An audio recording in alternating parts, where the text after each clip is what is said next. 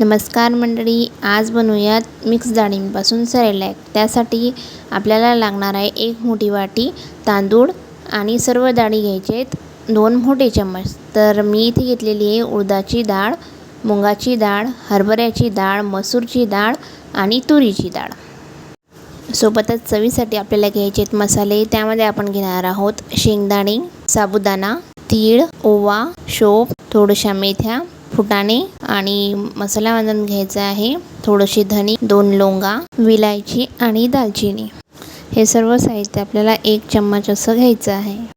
ह्या सर्व गोष्टी आधीच थोडं बाळाला खाऊ घालून बघायचं आणि बघायचं की त्यापासून बाळाला काही ॲलर्जी होते का म्हणून। जर कशाची बाळाला ॲलर्जी असेल तर ते यामध्ये ॲड करायचं नाही। हे सर्व मसाले एका वाटीमध्ये किंवा प्लेटमध्ये साईडला काढून ठेवायचे आणि ज्या डाळी आपण घेतलेल्या आहेत डाळी तांदूळ ते सर्व मिक्स करून 2-3 पाण्याने छान असं धुवून घ्यायचं आणि दिवसभर त्याला कडक उन्हामध्ये सुकवून घ्यायचं। हे सेरेलॅक अतिशय पौष्टिक असे आहे आणि चवीला सुद्धा छान लागतं। तर त्यामुळे बाळ खाते पण आणि कसं सर्व डाळींचे वगैरे सर्वांचं त्याला पोषणसुद्धा मिळतं। चला तर मग आपल्या डाळी छान अशा सुकलेल्या आहेत। आता आपण त्याला भाजून घेणार आहोत। भाजल्याने काय होतं तर त्याला एक चव पण येते आणि त्यामध्ये थोडंफार ओलसरपणा जर राहिलेला असेल तो सुद्धा त्या भाजल्याने निघून जातो। हे बघा छान असं त्याला गुलाबी रंग येईपर्यंत असं छान असं भाजून घ्यायचं आहे। हे सेरेलॅक आपण 8-9 महिन्याच्या पुढील बाळाला देऊ शकतो। हे बघा आता छान असं भाजणं होत आहे आपलं, गुलाबी रंग त्याला आलेला आहे।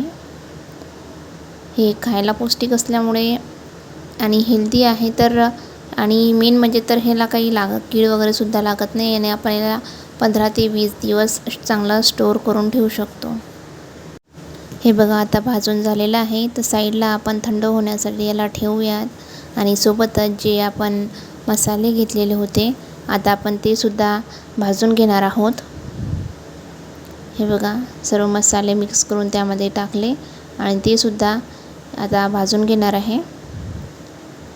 आपण यामध्ये दुसरं पण आपल्या घरात काही असेल ते सुद्धा ॲड करू शकतो। तर माझ्या इथं जे होतं मी ते ॲड केलेलं आहे। हे एक प्रकारे जसं आपण चकलीची भाजणी वगैरे करतो तशासारखं पीठ तयार होत असतं सर्व मिक्स केल्यानंतर। तर या मसाल्यांनी काय होतं तर एक तिखट गोड अशी थोडीशी चव वेगळी येते। चला तर मग आता आपले मसालेसुद्धा छान असे भाजून झालेले आहेत। आता ते सुद्धा आपण साईडला काढून थंड होण्यासाठी ठेवूयात आणि थंड झाल्यानंतर आधी आपण ज्या डाळी वगैरे भाजून घेतलेल्या होत्या आधी ते मिक्सरमधून काढून घेऊया बारीक। हे बघा छान असं बारीक असं पीठ करून घेतलेलं आहे त्याचं।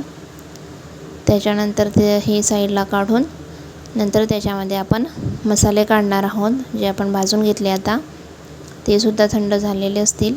ते थंड झाले की आपण ते सुद्धा आता मिक्सरमध्ये बारीक असं त्याचं पण बारीकसं वाटण करून घेणार आहोत।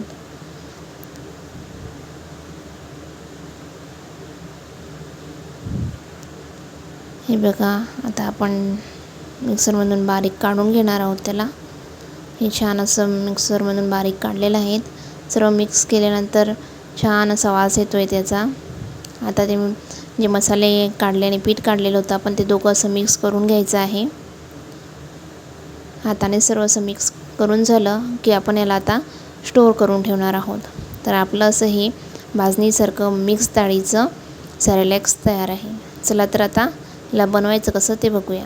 त्यासाठी एक पातेलं घ्यायचं, त्यामध्ये थोडंसं तूप टाकायचं आणि प्रमाण जसं आधी सांगितलं होतं मी तसंच की 1 चम्मच घ्यायचं किंवा 2 चम्मच घ्यायचं जसं जेवढं आपलं बाळ खाते त्यानुसार आणि तुपामध्ये छान असं भाजून घ्यायचं ते।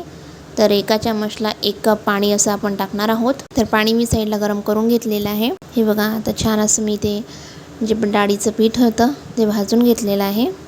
आता त्यामध्ये पाणी टाकणार आहे।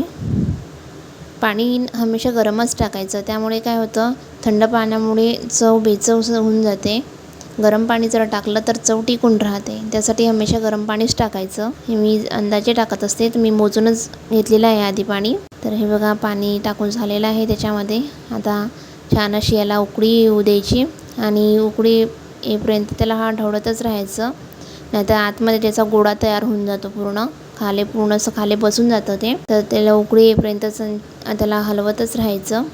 हे बघा आता घट्टसर आपलं सारण तयार होत आहे. हे आपलं सेरेलॅक आता तयार होते. हा बघा घट्टसरपणा त्याला आलेला आहे. आपलं सेरेलॅक आता तयार आहे. आता गॅस बंद करून त्याला थंड होऊ द्यायचं आणि थंड झाल्यानंतर सर्व करायचं. चला तर मग पुन्हा भेटूया अशाच एका नवीन व्हिडिओसोबत. तोपर्यंत बाय बाय.